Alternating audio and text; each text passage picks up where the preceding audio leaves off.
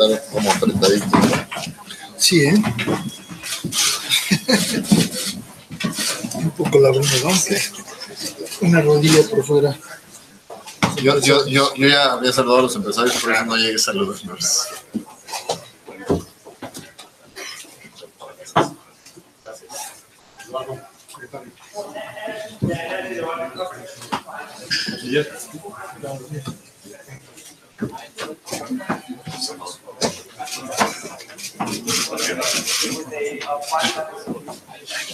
Moisés, estás por acá. Felicidades. Mucho gusto. Sí. Igual, estamos un poquito apretados, pero es que no había una mesa más. Sí, Sí, ya no cabe una mesa más. ya nos vamos adelantando, ¿no? Bien.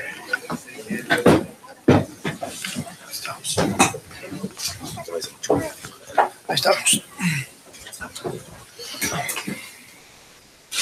Hola, muy buenas tardes. Muchas gracias por acompañarnos en esta conferencia de prensa que encabeza el secretario de Relaciones Exteriores, el doctor Luis Videgaray Caso, el secretario de Economía, don Ildefonso Guajardo, el embajador Jesús Seade, jefe negociador del equipo de transición, el presidente del Consejo Coordinador Empresarial, don Juan Pablo Castañón, por supuesto, el señor embajador de México en los Estados Unidos, don Jerónimo Gutiérrez, y Moisés Cala, coordinador general del Consejo Consultivo de Negociaciones del Consejo Coordinador Empresarial.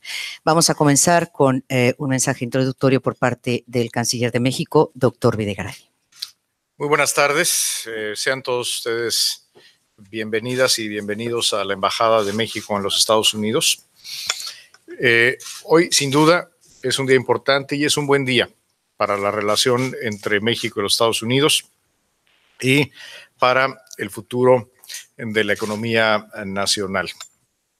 Quiero hacer un breve comentario, pero antes de ello, quisiera agradecer y reconocer a los miembros de la prensa, a las y los reporteros que estuvieron durante semanas afuera de las oficinas del representante comercial, con enorme paciencia, con gran tenacidad. Gracias por su comprensión, gracias, reconocemos enormemente su trabajo. Felicidades por su profesionalismo, que mucho valoramos. Hoy es, repito, un buen día para nuestras relaciones bilaterales, para el futuro de la economía nacional, y hemos llegado a este proceso gracias al trabajo de mucha gente que ha participado de manera comprometida, generosa y desde el lado mexicano, sin duda, con gran patriotismo. Quiero, en primer lugar, hacer un enfático reconocimiento al equipo negociador de la Secretaría de Economía. Por supuesto, al secretario Ildefonso Guajardo, un extraordinario profesional de la política y de la negociación comercial. Es un privilegio hacer equipo contigo, Ildefonso, y hoy nos sentimos muy orgullosos.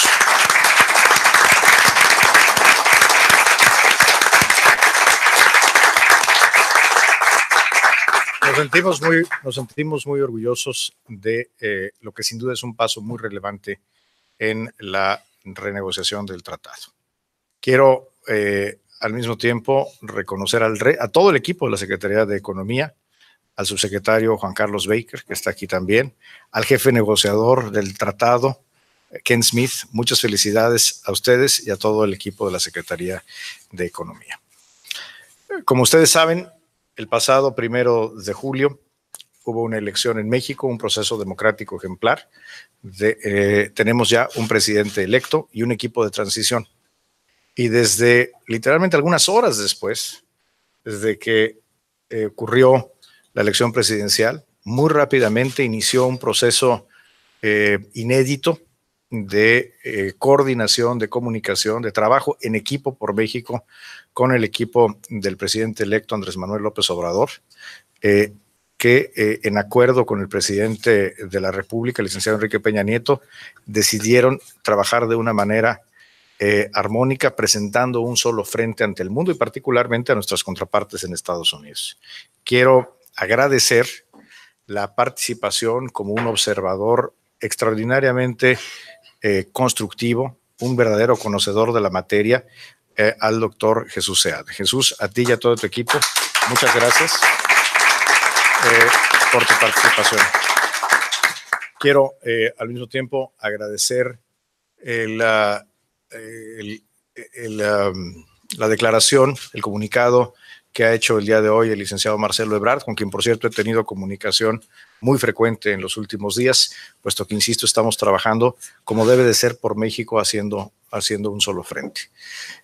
Y quiero agradecer también y reconocer el trabajo del equipo de la propia Secretaría de Relaciones Exteriores, en particular el trabajo de nuestro embajador en Washington, de Jerónimo Gutiérrez, quien durante 1 año y medio ha sido un actor fundamental en nuestra relación institucional, política, con el gobierno de Estados Unidos, con el Congreso, con gobernadores, con presidentes municipales en los Estados Unidos y, por supuesto, con el sector privado.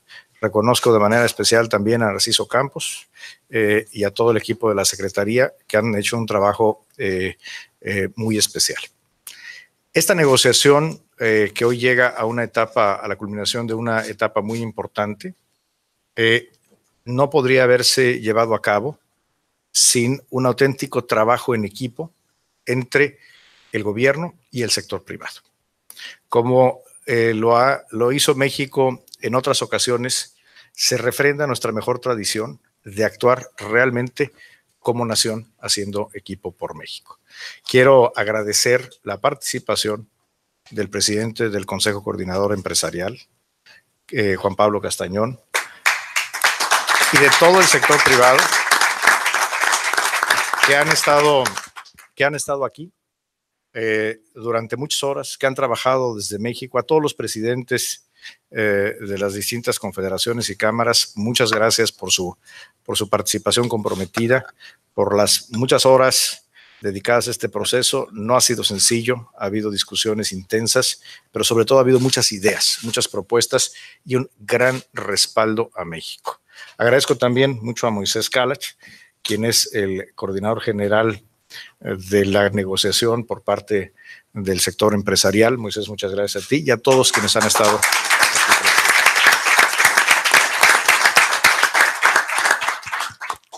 El secretario Guajardo hará una exposición sobre los elementos del entendimiento que se ha alcanzado con Estados Unidos. Quiero hacer solamente yo una reflexión.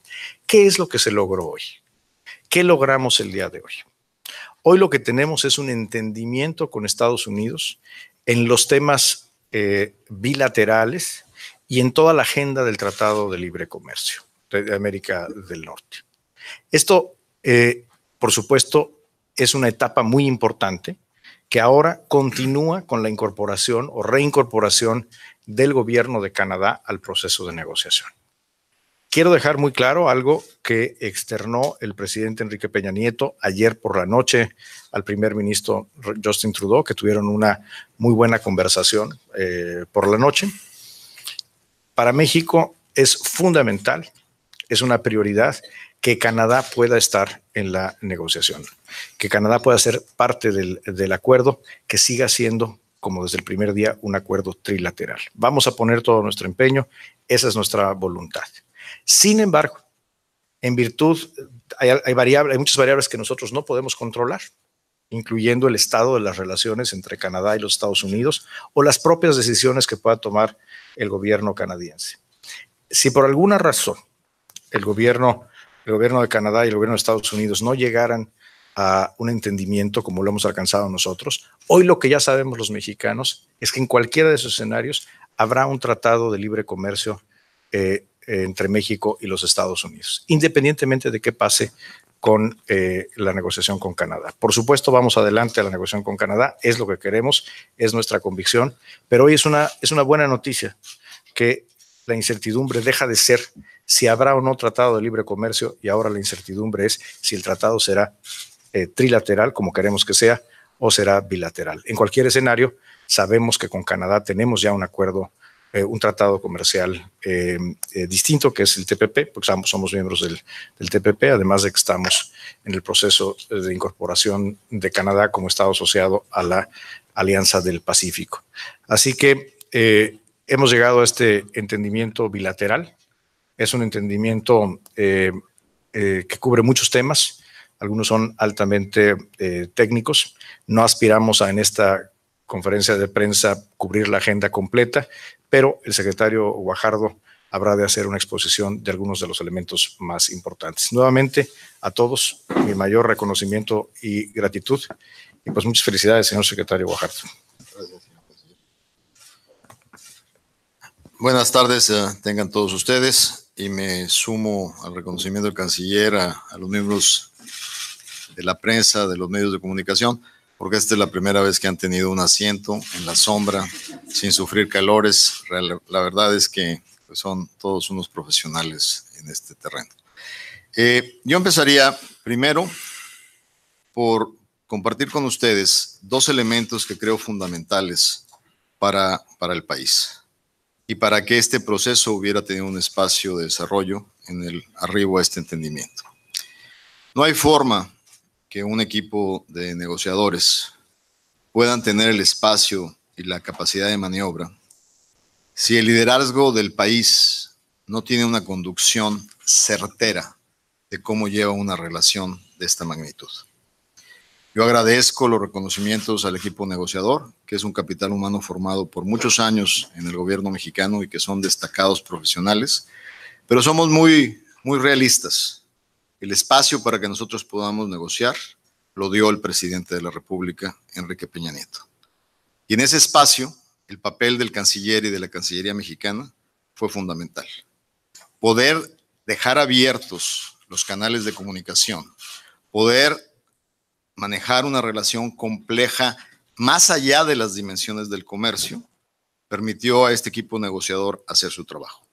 Sin ese trabajo visionario del presidente de la República y ese apoyo permanente del canciller y de su equipo, lo que hoy logramos no hubiera sido posible. Así es que el agradecimiento es para el canciller y su equipo.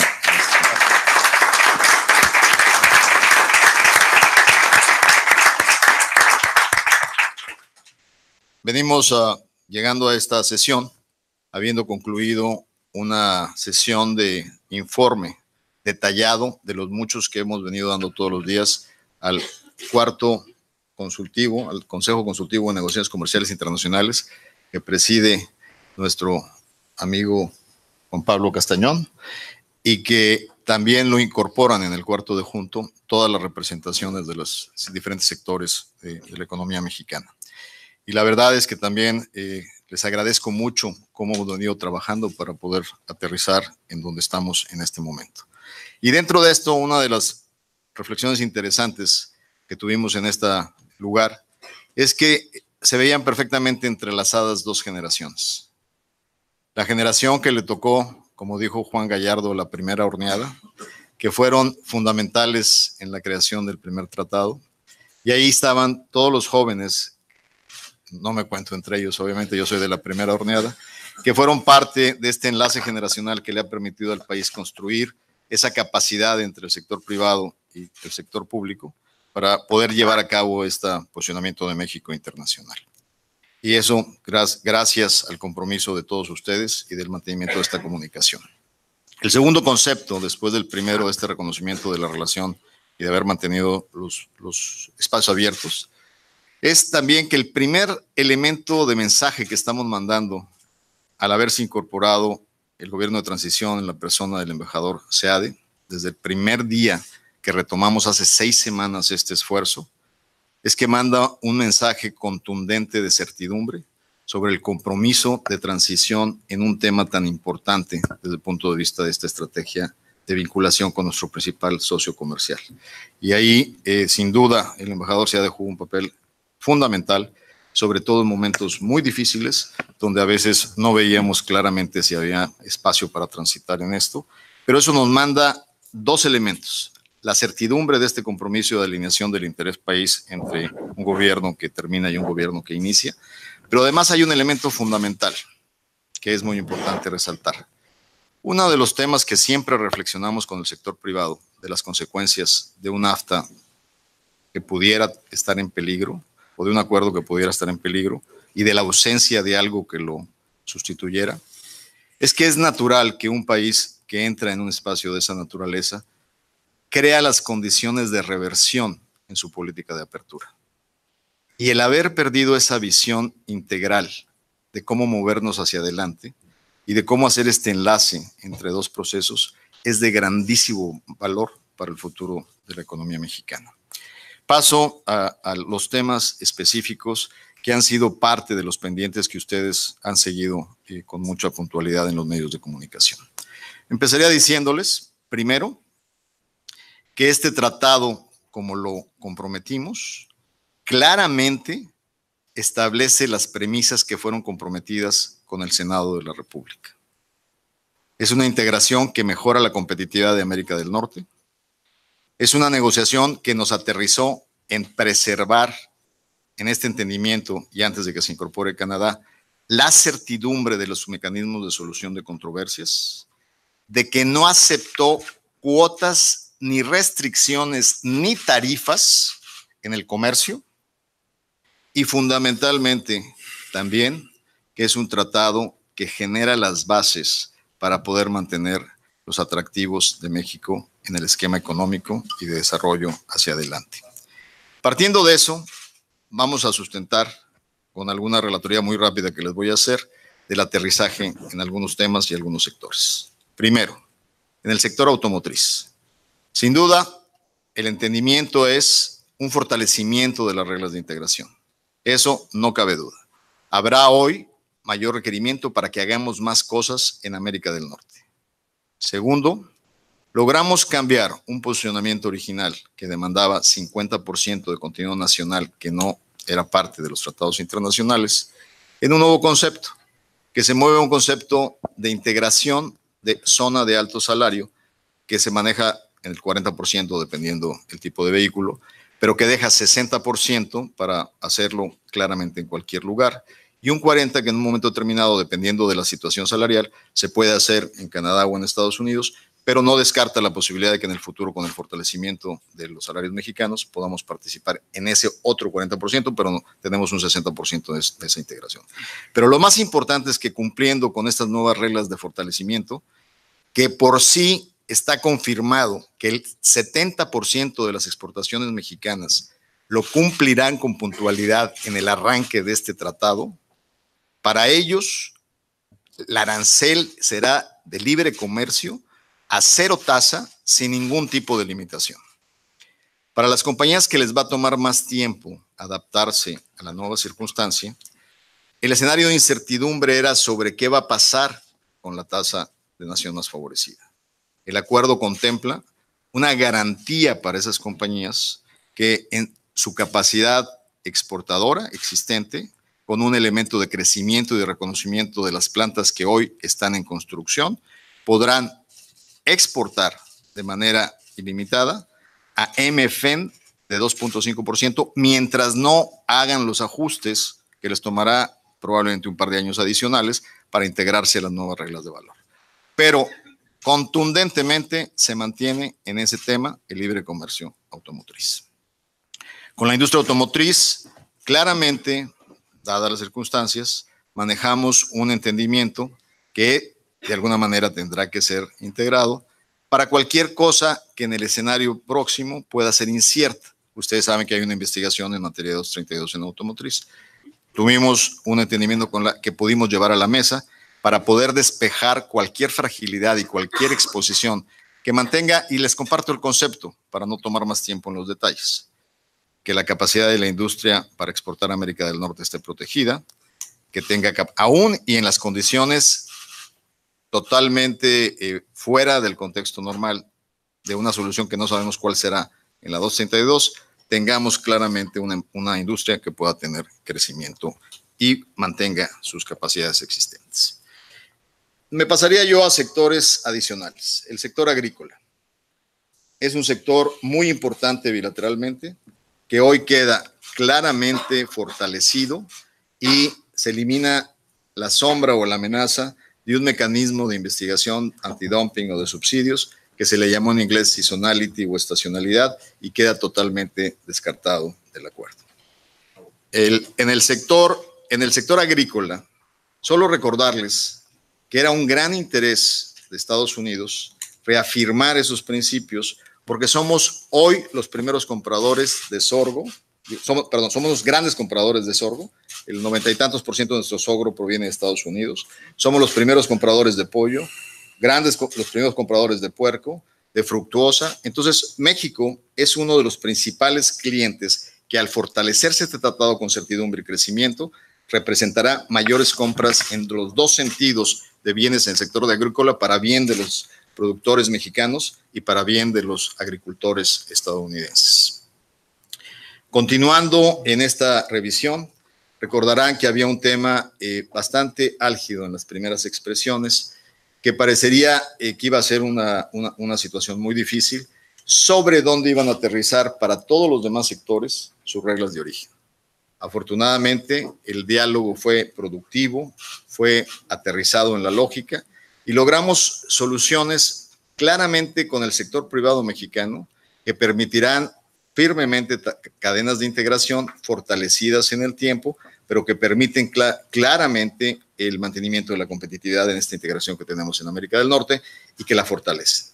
Uno de los sectores es el sector de vehículos pesados, que logró un excelente acuerdo combinado con la industria norteamericana y que llevó a un entendimiento fundamental muy bueno para el desarrollo de la industria. Pasaría a temas que han sido parte de la expectativa y del debate. Recordarán ustedes que, como dije, uno de los compromisos que hicimos con el Senado de la República fue en el contexto de lo que es solución de controversias. En este momento del entendimiento, ante la posibilidad de que se hablaba de la eliminación del capítulo 11, se mantiene con una definición estratégica el capítulo 11 para poder dar certidumbre a sectores muy importantes que participan en las inversiones de América del Norte. En el capítulo 20, el entendimiento nos lleva a preservar el diseño del capítulo 20 como en el NAFTA original, descartando la posibilidad de debilitar el mecanismo de solución de controversias. Y claramente en este entendimiento, dada la importancia del capítulo 19, Canadá participará en la mesa para definir el destino final del capítulo 19. Pero haber partido de una expectativa de eliminación total de los mecanismos de solución de controversia a un aterrizaje equilibrado, creo que es un logro fundamental. Ahora, en esta solución del 19, nosotros no crean que simplemente estábamos de brazos cruzados. Había varios elementos del 19 que nosotros teníamos que asegurar en el entendimiento. ¿Qué aseguramos? Una salvaguarda sumamente efectiva, que el principio era eliminarla, que es la que pudimos utilizar para poder contrarrestar el tema del acero y que nos ayuda a un mecanismo de compensación. Segundo, eso es dentro de remedios comerciales, ahí es donde pusimos la eliminación de seasonality, que también fue logrado, y definimos las disciplinas dentro del estándar que el tratado original en remedios comerciales había diseñado.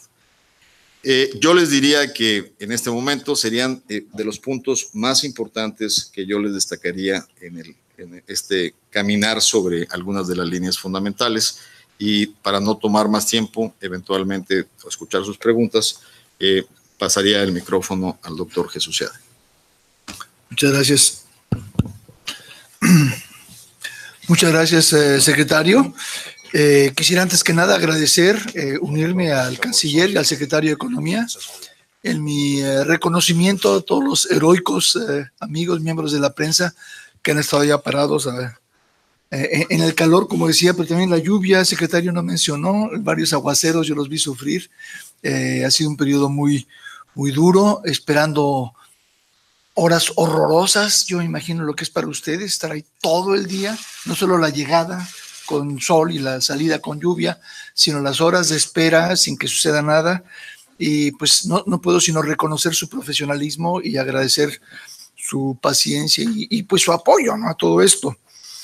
Asimismo quisiera agradecer de forma muy sentida, muy sincera, muy fuerte al canciller y al embajador por su hospitalidad al hacer esta Casa de México a la disposición de este evento, agradecer al secretario la oportunidad para que yo complemente sus palabras comentando sobre lo logrado.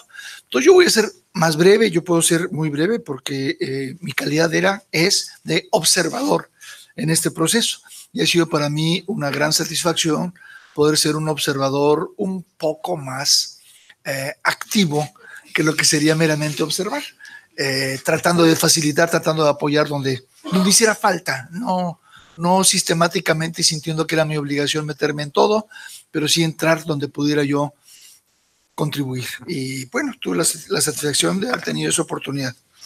Quisiera con ustedes nada más comentar un par de áreas. Primero que nada, celebrar lo logrado a nivel de entendimiento. Todavía no hay un nuevo tratado listo para firma, eso viene en los días siguientes y meses siguientes, pero celebrar lo logrado hasta la fecha de hoy, que es muy importante. Primero que nada, lo logrado es una contribución importante a nuestro país en términos de estabilidad. Sabemos que los temores que pudieran haber de que quizás nos quedamos sin tratado, que ha sido un marco muy importante para la inversión, la producción, el comercio de nuestro país, no sucede. Seguimos teniendo tratado y tenemos un tratado modernizado, ampliado, reforzado, superior. Es una señal muy poderosa de hacia dónde va nuestra economía. Una señal muy poderosa de que el gobierno del presidente López Obrador, que empezará sus funciones el 1 de diciembre venidero, tiene sus prioridades muy importantes en una serie de áreas, cuestiones sociales, legalidad, otro tipo de áreas, pero en el manejo de la economía estamos comprometidos con la cooperación, con el empresariado, con los sectores productivos, para buscar la continuación de la eficiencia y la profundización de la eficiencia y del éxito de nuestro país en los mercados internacionales.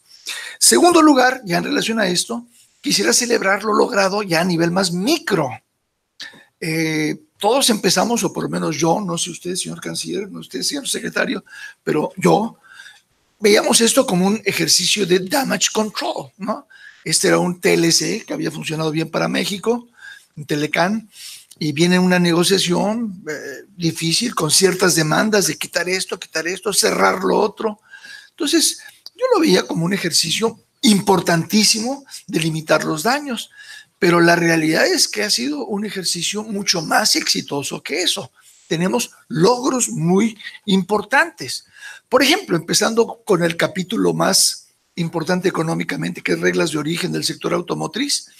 Bueno, pues se crea una regla de origen más estricta a nivel regional, el requerimiento mucho más alto a nivel regional, y junto con esto, una regla nueva de valor,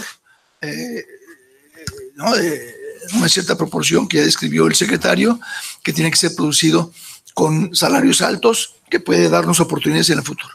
Ahora, todo esto quizás ha sido visto por muchos como limitando la atracción de la inversión en México, y yo no lo veo así de ninguna manera.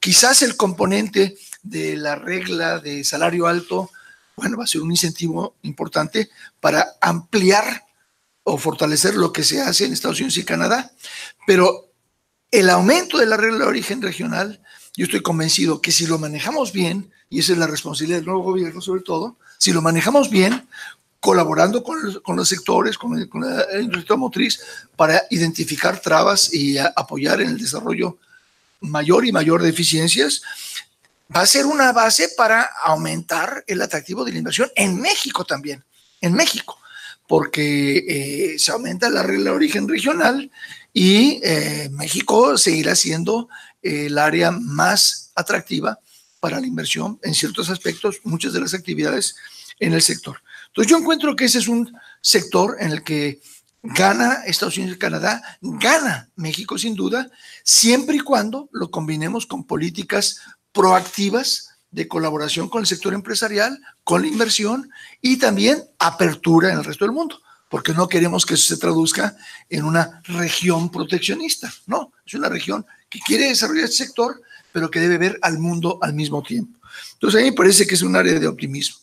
He estado platicando con muchos de los representantes del sector privado y, por ejemplo, un área en la que me agrada mucho constatar que salimos claramente ganando, no es damage control, es ganar, es un área muy cercana a mi corazón, porque mi profesión es original, es, antes de hacerme economista, es ser ingeniero químico, y el área de productos químicos queda claramente reforzada. Es un área en la que tenemos reglas de origen superiores y mejores incentivos para la inversión y para la producción, para el éxito de la industria nacional. Y así como es una serie de áreas, ya se refirió el secretario Guajardo al agro, que estaba bajo amenaza total y queda con un horizonte más claro, más limpio que el que teníamos de oportunidades de comercio libre. Y lo mismo, solución de controversias, una serie de mejoras, una serie de elementos que se iban a meter y que no entraron. Entonces, estamos muy contentos con todo lo logrado. Segundo lugar, quisiera celebrar, muy en particular, no solo lo logrado, gran tratado para México y resultados específicos para México, quiero muy en particular celebrar el hecho de que hayamos podido colaborar en una forma tan maravillosamente efectiva, solidaria, de equipo único, con el distinguido equipo del presidente Enrique Peña Nieto, con el secretario Videgaray, con el canciller Videgaray, con el secretario Guajardo. Este es un ejercicio de cooperación que me llena de orgullo, que me llena de satisfacción, que yo creo que en sí mismo es una magnífica señal para México y que muestra que México es un país muy maduro como economía, muy maduro como democracia, que puede tener cambios de orientación, como aquí en Estados Unidos tenemos que a veces ganar los republicanos y a veces los demócratas, sin que esto signifique en absoluto un drama para el área económica, ni una fuente de incertidumbre para ustedes, los empresarios. Me refiero a los empresarios. Aquí tenemos periodistas y tenemos también empresarios. Me llena de gran satisfacción que así haya sido y le quiero agradecer a mi canciller y a mi secretario, pero también a mi amigo, el doctor Videgaray y el secretario Guajardo, mis amigos y compañeros de lucha, que hayamos sabido trabajar juntos en la forma que lo hemos hecho. Y finalmente, bueno, pues quisiera agradecer a los equipos del canciller, al equipo del secretario y a mi propio equipo, que ya lo vamos formando, la mitad de ellos, más de la mitad, 80% pro bono. Estamos trabajando aquí como se puede, porque estamos en la transición, pero trabajando tan duro como todo mundo. Y bueno, pues ha sido muy satisfactorio haber estado en esta batalla y haberla sacado muy bien hasta ahora. Y finalmente, bueno, por supuesto, a los empresarios en su conjunto y en particular a las directivas empresariales, a mi amigo Juan Pablo Castañón, a mi amigo Moisés Calach y a los otros representantes, ya hablé de Eduardo Solís, Eugenio Salinas, Francisco Cervantes.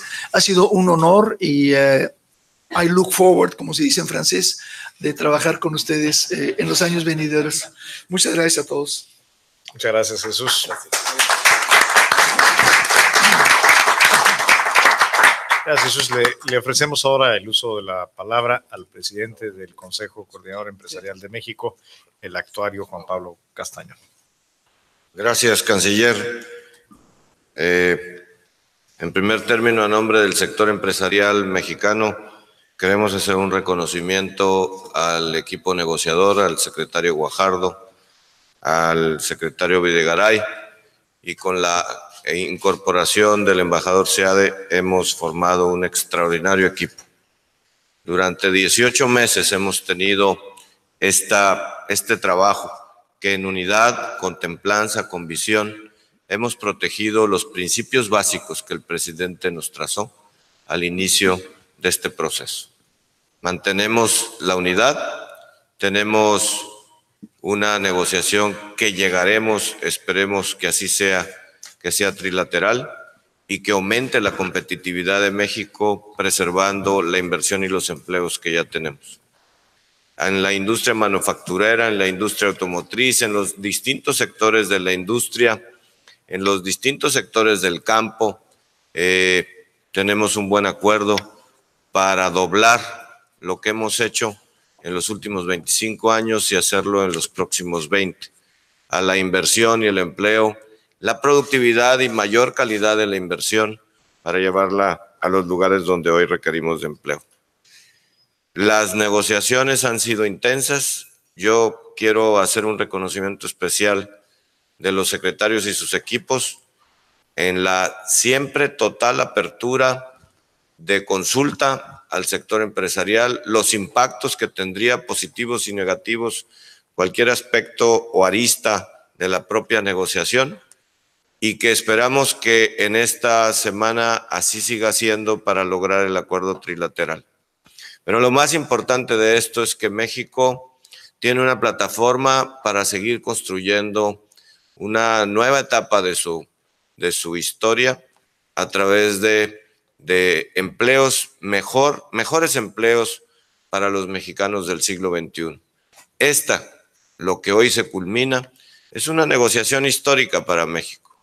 Es una negociación que nos va a permitir generar empleos cada vez con mayor tecnología, nos genera la plataforma para hacer alianzas estratégicas, traer tecnología, desarrollar tecnología en México y generar mayor valor de la economía mexicana.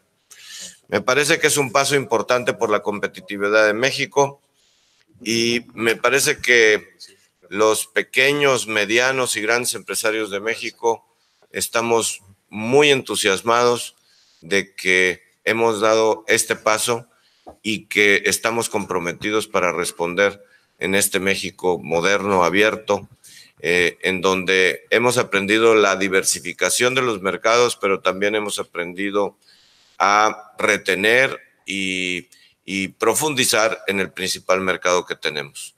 Muy agradecidos, señores secretarios, muy satisfechos del trabajo en conjunto, y así creo que podemos decir los empresarios y funcionarios públicos y México en general, que en esta negociación tan larga, que formalmente fue un año, pero es de 18 meses, México ha dado el testimonio de que unidos salimos adelante, haciendo cada quien lo que nos corresponde.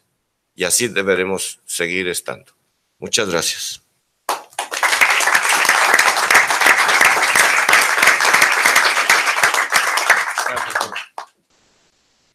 Muchas gracias por sus palabras. Vamos a pasar ahora a la sesión de preguntas y respuestas y comenzamos con el periódico El Universal y tiene la palabra Víctor Sancho. Hola, buenas tardes. Gracias por organizar esta conferencia de prensa. Mi pregunta iría dirigida al secretario Guajardo, que nos ha visto mucho rato ahí esperándole en el mismo sitio de parqueo. En las últimas 6 semanas nos ha estado repitiendo que ha habido 2 o 3 temas que estaban encallando la negociación y estaban allí con pequeños detalles. Si nos puede decir y confirmar cuáles eran esos 2 o 3 temas que estaban ahí, y especialmente hoy, que nos ha dicho que faltaba un tema importante todavía, ¿cuál era ese y cómo se ha podido solucionar? Gracias. Básicamente, hacia el final, yo les diría que los 2 temas más álgidos tenían que ver con la definición de capítulo 20, su sustancia y su principio, el mismo tema de lo que en su momento fue la propuesta original por parte de Estados Unidos de una cláusula sunset, y el aterrizaje de los temas automotrices que fueron muy acompañados por la industria y que al final teníamos que trabajar también en escenarios inclusive no necesariamente existentes, pero con probabilidad de que existan. Esos fueron los 3 temas. ¿Cuál fue el tema en el cual todavía esta mañana estuvimos procesando soluciones? Fue precisamente el tema automotriz, definiendo los escenarios, claramente definiendo las condiciones de libre comercio sin obstáculos en condiciones normales, pero definiendo también cuál es el entendimiento en condiciones extraordinarias. Y eso implicó una consulta muy amplia con el sector para poder evaluar cuáles son las condiciones de desarrollo presente y futuro de la industria automotriz, y que nos permitió llegar a soluciones bastante, digamos, certeras y de precisión para ello. Eso es básicamente la respuesta. Ahora tiene la palabra Eric Martin de la agencia Bloomberg. Sí, muy buenas tardes. Muchas felicidades al equipo que nos hemos llegado a conocernos de manera muy cercana este año pasado, y a los empresarios. Tan cercano que te vi en bata de baño con pantuflas en Canadá. Eso que no fue para compartir con la audiencia. Bueno, un par de preguntas para los secretarios. Yo acabo de hablar con el secretario, con el representante comercial de Estados Unidos, Robert Lighthizer, y me dijo que los aranceles del 232 en aluminio y acero todavía están en su lugar, que no se han levantado estos aranceles.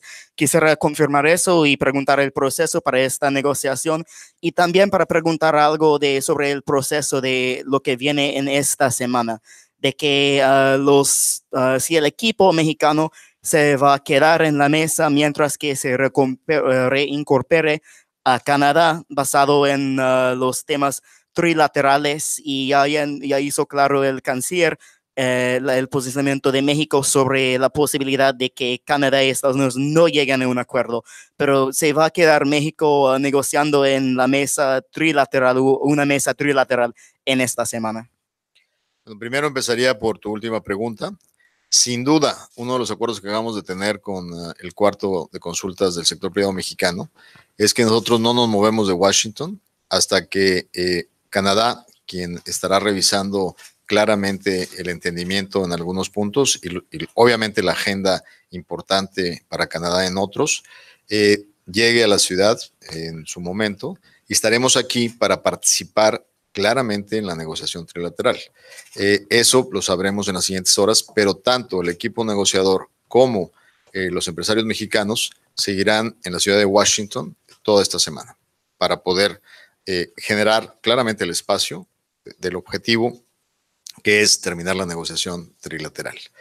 Tu segunda pregunta es sobre un tema que surgió de una manera independiente a la negociación de NAFTA, que es la resolución a través justamente del mecanismo de la 232, de establecer aranceles en Estados Unidos al acero y al aluminio. Recordarán que en ese momento se había excluido a Canadá y a México temporalmente mientras se desarrollaban las negociaciones en abril, con el objetivo de ver la posibilidad de concluirla en el mes de mayo.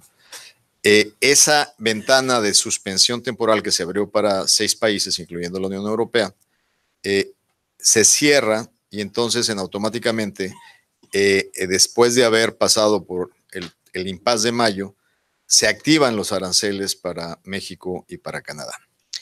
En ruta a este proceso que nos haya tenido aquí 6 semanas, hemos platicado con el embajador Lighthizer que eventualmente retomaremos este diálogo.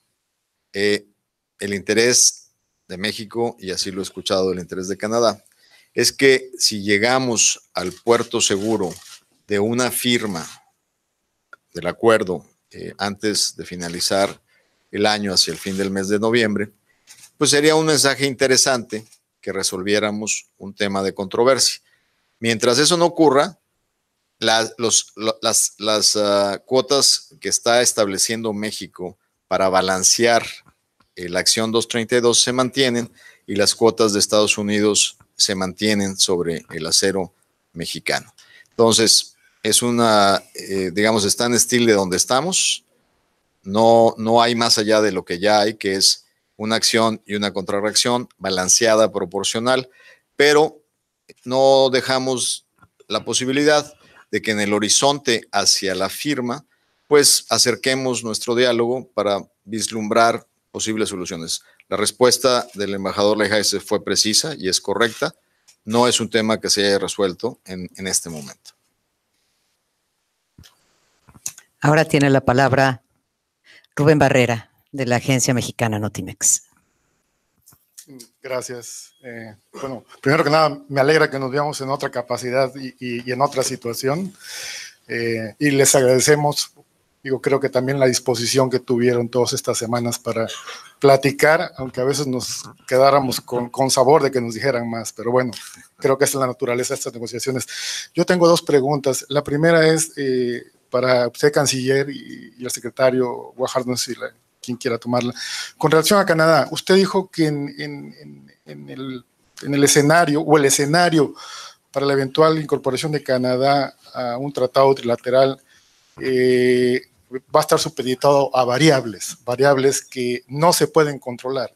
Mi pregunta es, ¿cuáles siente usted que son las variables en las que México puede contribuir y de qué manera puede contribuir a que el acuerdo mantenga su carácter trilateral y Canadá acceda a incorporarse a ello?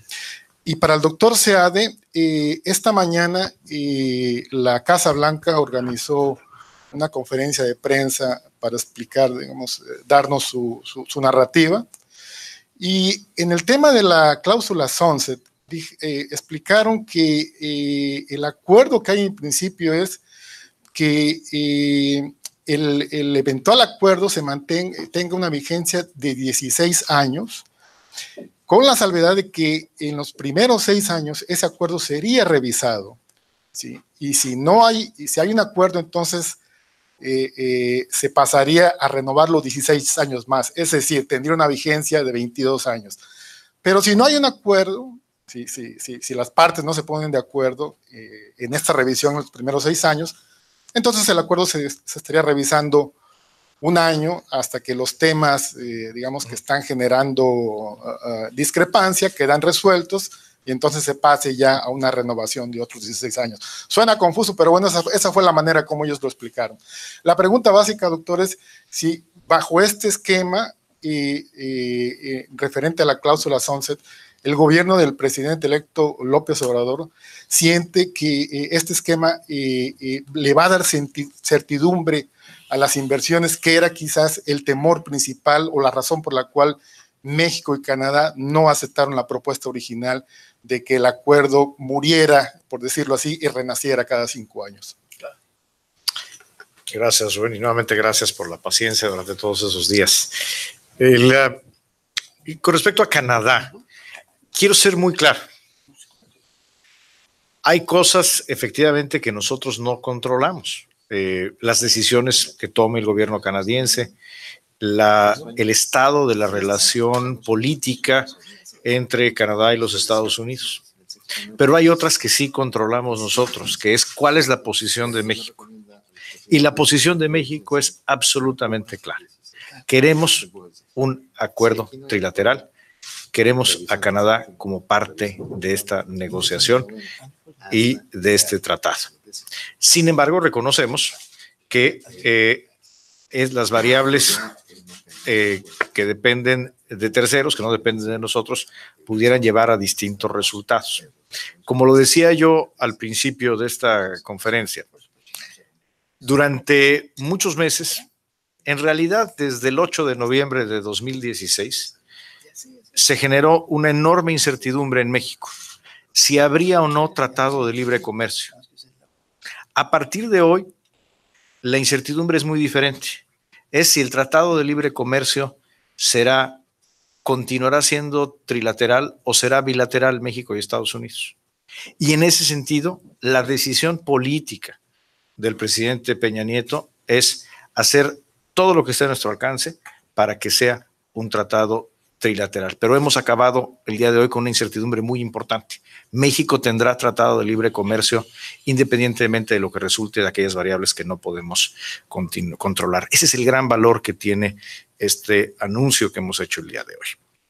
Ahora bien, me voy a referir, aunque la pregunta es para Jesús, voy a entrometerme en el tiempo de Jesús, que lo puede extender todo lo que quiera, así es que no pasa nada.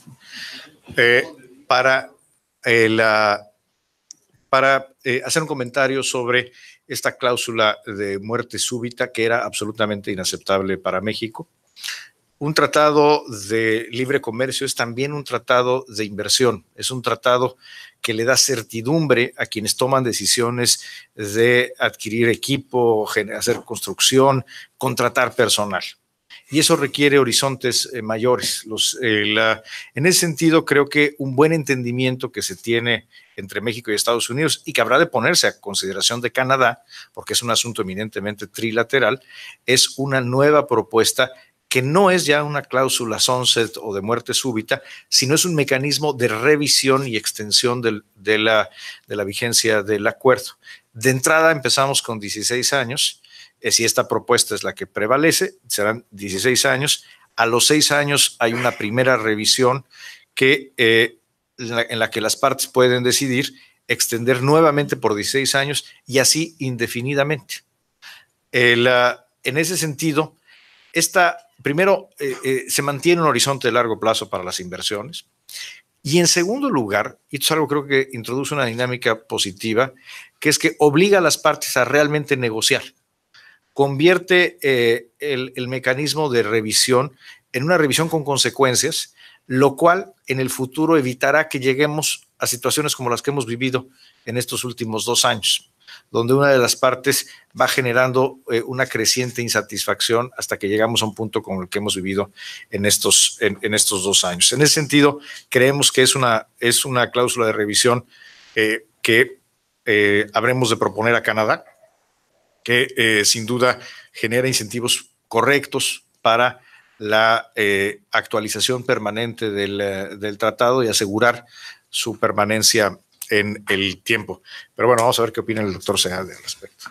Bueno, opino lo mismo, no lo voy a repetir, pero lo que sí voy a agregar es que, bueno, el horizonte al que se abre es muy largo, o sea, cualquier inversión cabe perfectamente cómoda dentro de ese horizonte, pero un elemento adicional que tiene esto es que si llegara a decidirse a los 6 años que no hay acuerdo para continuación, tenemos una continuación de 16 años, para empezar, con revisión frecuente, o sea, en caso de que la decisión no sea positiva, se hace revisión anual. Con un horizonte de 16 años, lo cual asegura algo que a mí me parece muy importante, y es que con los sistemas democráticos que tenemos en nuestros 3 países, de hecho no estoy 100% seguro si el primer ministro de Canadá puede quedarse de primer ministro durante 15 años. Probablemente sí, en los sistemas parlamentarios sí. En los sistemas parlamentarios sí, pero ni en Estados Unidos ni en México podría ser que la cancelación del tratado de 16 años sea producto de una sola persona. Entonces, tiene que darse no solo todo ese plazo muy largo de revisión, renegociación, mejoramiento, sino que una decisión negativa tendría que venir de 2 presidentes sucesivos. O sea, ya se eleva mucho el nivel de exigencia, ¿no? Lo cual, pues, garantiza que un tratado que sigue funcionando como ha funcionado el nuestro, pues seguirá funcionando. Lo que sí se logra evitar con estas revisiones con consecuencias que hemos propuesto y acordado es que se evita el drama no muy deseable al que hemos llegado después de 24 años de Telecán sin mecanismos de revisión. O sea, tengo una válvula de escape para ver dónde se empieza a desarrollar algún imbalance, un área que no funciona, un problema, y pues atacarlo con mini negociaciones, cual haga falta. Entonces, confiamos en que es un mecanismo de ajuste, de evolución, que permite tener el auto llamado Telecán bien atendido, con buen servicio, y no que se vaya haciendo una pieza de equipo defectuosa. Siempre tiene que estar nuevecito y así debe estar. Ahora escuchamos la pregunta de Sabrina Rodríguez de la revista Político. Buenas tardes. Me alegro, no saben la alegría que siento al verlos fuera de USTR, adentro de una sala con aire. Mi pregunta se las voy a hacer en inglés por cuestión de mi publicación, pero I know that you've all talked a lot about the bilateral deal and the bilateral understanding and kind of looking towards Canada coming back this week, but If things do not work out with Canada by the end of this week, is Mexico okay with Lighthizer submitting the papers to Congress of a bilateral deal? And will you have to review the deal without Canada? And things like autos, talking about labor and wages, will things change if this is a bilateral deal, since you've been operating under the idea that it'll be trilateral? As we've said, we'll put all our effort 24/7 to promote that Canada continues to be a part of this agreement, and we'll work on this extremely hard. In the event that it comes Friday and the USTR has to submit a letter to Congress, that does not preclude the possibility of Canada joining in later. It's very important to keep that in mind. The benefit of negotiating this week is that the margin for changes is significantly larger this week than after that. But that would not preclude. Of course, these are questions pertaining the U.S. legal system. So these are really questions for the U.S. government and U.S. lawyers. But our understanding is that it would not preclude the possibility, but it would certainly be much better to have an understanding by the end of the week and proceed fully trilateral immediately. But we will work round the clock. The team will stay here. The business leaders will stay here, working as a team as we have done. And we definitely want Canada to be part of this agreement. And there was a second part of the question, which was? It was, would the nature of the agreement have to change without Canada being a part of it, particularly on autos? The understanding that we have achieved today, after many long hours and days of work, is a comprehensive agreement. It's a comprehensive understanding. So we could move forward in that event. That is a possibility. Obviously, that is not our desire. Luis Alonso, de la agencia AP, por favor. Gracias, buenas tardes.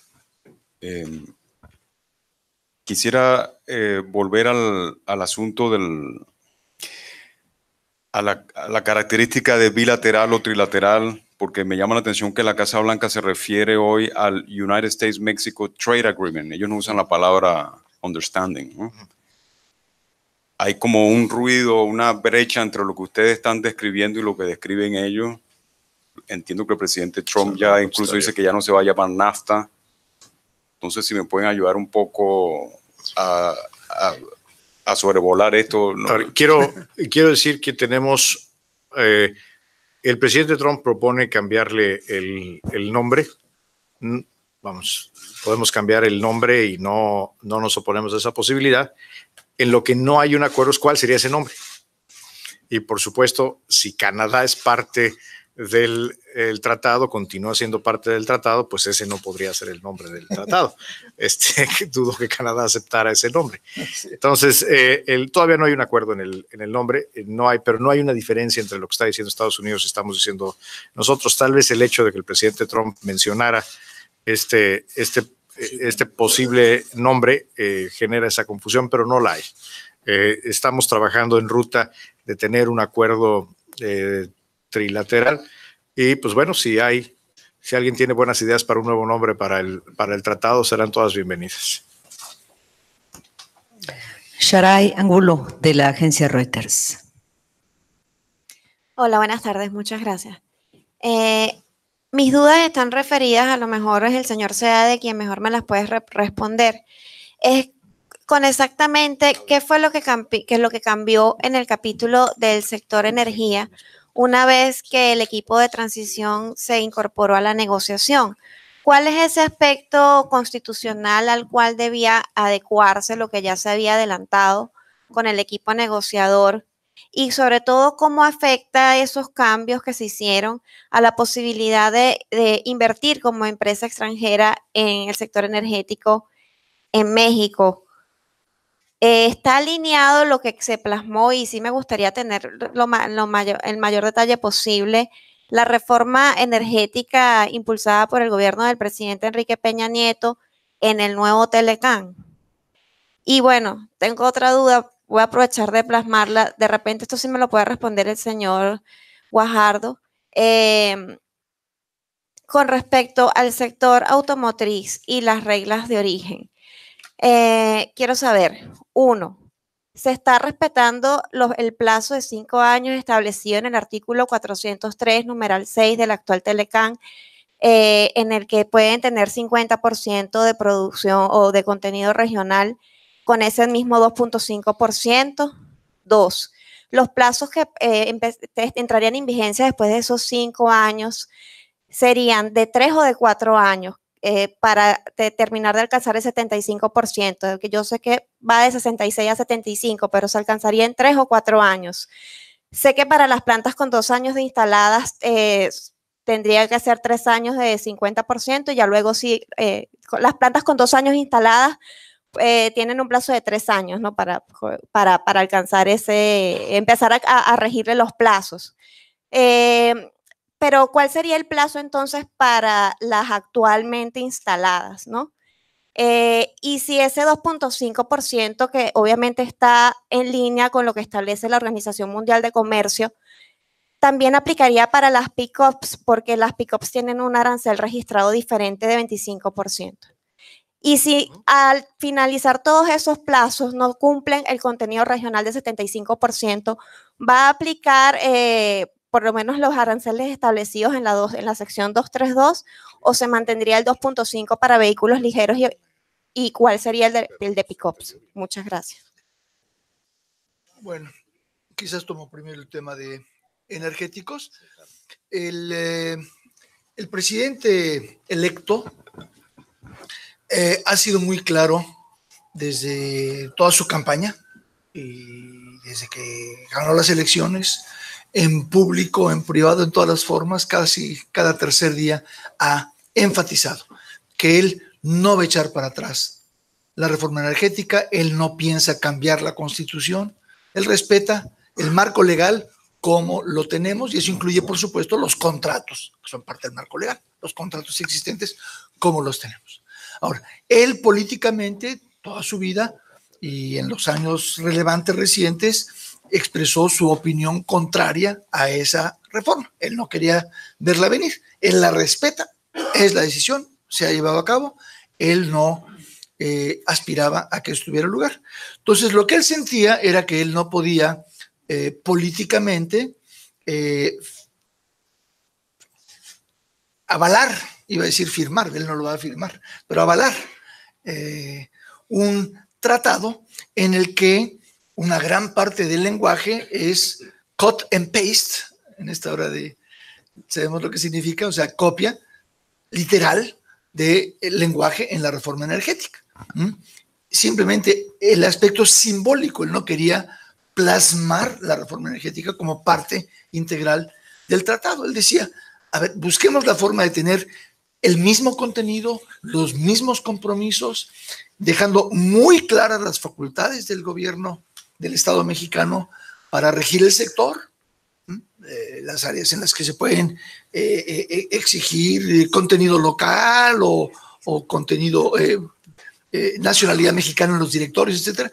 Dejar todo eso muy claro, pero no haciendo un copiado literal de la reforma energética que simbólicamente era avalarla. Entonces, lo que se hizo fue buscar cómo podemos hacer una ingeniería diferente en el diseño de los textos para lograr un nuevo texto, el tratado, que supone, que refleja un pleno respeto a la Constitución, pleno respeto al marco legal existente, sin hacer esta citación directa, sino haciéndolo por unas vías igualmente claras y efectivas, pero diferentes a la cita directa. Eso fue lo que hicimos. Entonces, no fue en ningún momento un ejercicio de negociar contenido en absoluto. No hubo negociación de contenido, no hubo discusiones de contenido con mis amigos de acá, ni mucho menos con Estados Unidos.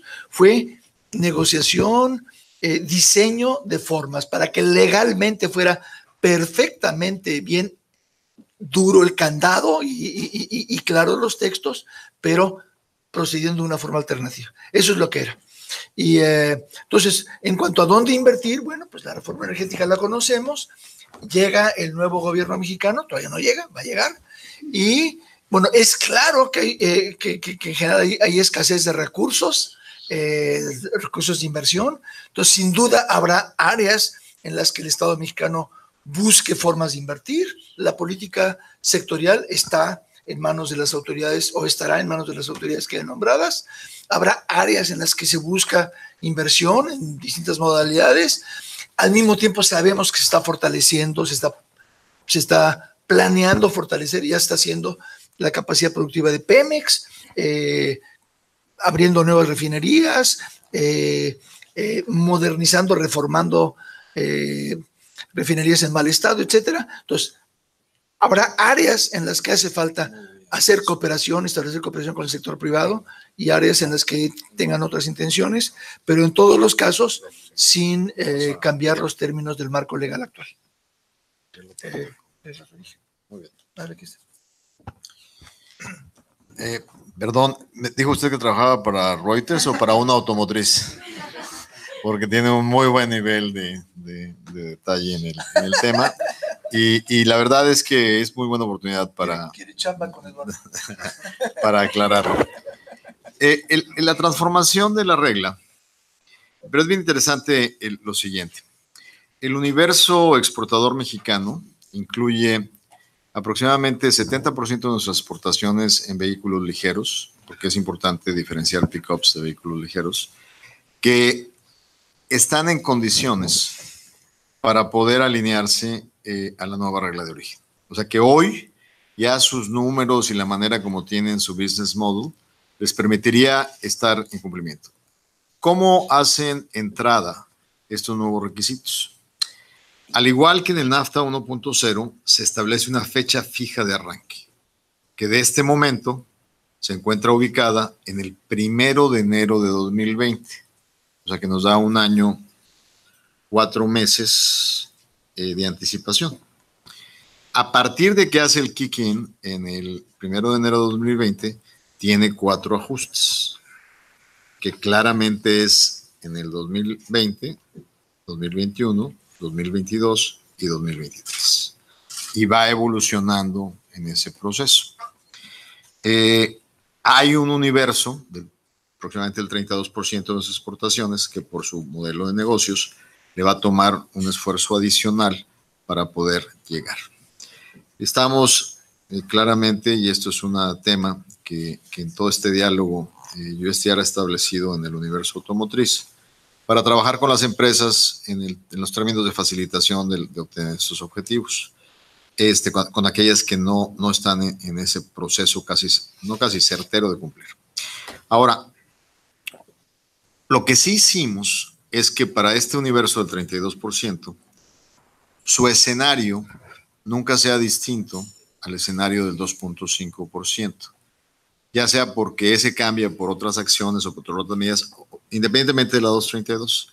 Y ahí lo que establecimos fue un principio de producción. Si sigue el estándar norteamericano con el resto del mundo como está, ningún límite. Si cambia el estándar y hay cualquier otra toma de decisiones que limite, nosotros tenemos negociado un espacio que sobra, le da cabida y contempla las nuevas plantas establecidas. Pero también lo dejamos bien claro establecido, que es bien interesante. Para garantizar ese worst case de 2.5%, las reglas que se cumplen son las de NAFTA 1.0. ¿Qué quiere decir? Que sí está la cobertura de los 5 años para aquellas empresas que están arrancando y que están en el 50. Entonces, sí las cubre el NAFTA 1.0. Entonces, eso nos da un espacio muy interesante para poder coexistir en este momento de transformación que se abriría a partir de que este tratado sea una realidad. Y usted hace otra pregunta, las pickups. Y muy buena su pregunta, porque las pickups son un animal muy diferente. Primero, las empresas que las producen están muy cerca de las reglas establecidas para el futuro. Son algunos esfuerzos adicionales, algunas cuestiones elementales, pero afirmarle otra cosa. Si usted ve la lista de importaciones para Estados Unidos de pickups, del único país que se importan es de México.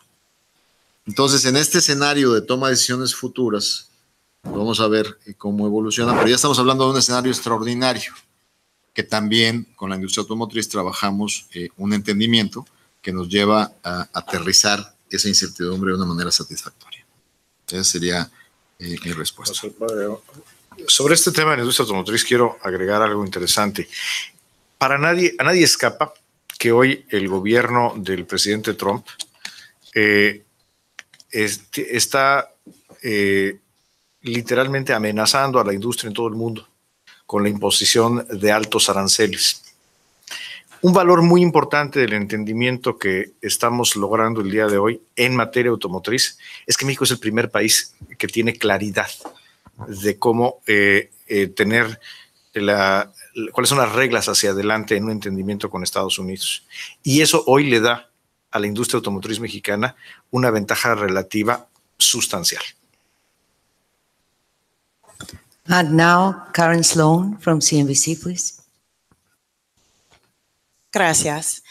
Please forgive me if this has been said in Spanish, but I would love to get your take in English. Can you please tell me what issues are outstanding that all three parties need to agree upon before the August 31st deadline?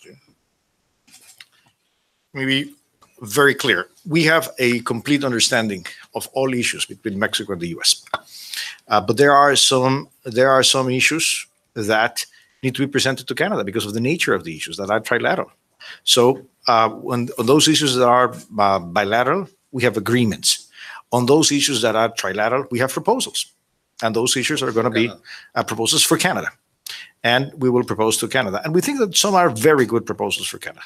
And we've been in close communication with Canada for a long time.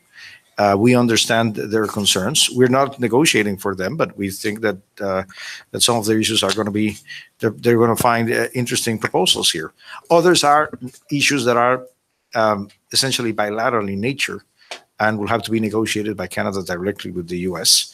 I'll give you an example. The dairy, the issues on dairy are clearly something of bilateral interest between the U.S. and Canada, and it's hard for Mexico to be part of that discussion, and we shouldn't be. But on the things that are purely bilateral, we have full agreements, and on trilateral issues, we have what we think are good proposals for Canada. A todos por su tiempo, muchas gracias por cuestión de agenda. Terminamos con la conferencia de prensa. Sí. No hay una lista de reporteros, fueron los compañeros que nos acompañaron durante 5 semanas y merecían una entrevista y un tiempo. Gracias a todos, muy buenas tardes. Hasta luego, muchas gracias. Bueno, a ver, quiero saber qué opina del caso de César Suárez. Usted fue secretario de Hacienda de regulación del PRI. Usted no ha dado respuesta a eso. El gobernador de Chihuahua lo puede